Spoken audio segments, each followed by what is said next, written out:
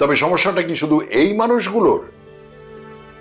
রাজুর ভয় তো অমূলক ছিল না, তাকে তো সত্যি ফাঁসানোর চেষ্টা হয়েছিল।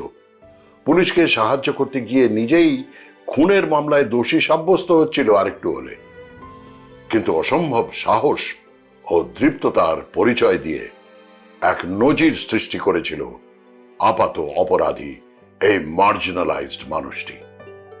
যখন সমাজের হত্যাকর্তা বিধাতার নিজেদের কুৎসিত কারাপ্টেড বিকৃত রূপ দেখাচ্ছে, সত্যের পথে মাটি কামড়ে পড়ে আছে একজন চোর। না জানি কতবার তাকে কেনার চেষ্টা হয়েছে, না জানি কতবার সে মৃত্যু ভয়ে ঘুম থেকে উঠে পড়েছে মাঝরাতে, তবু শেষ দিন পর্যন্ত নিজের বয়ান থেকে পিছু হটেনি। এই রাজু হোক আমাদের আইডল, তবেই না বিচার পাবে অভয়রা।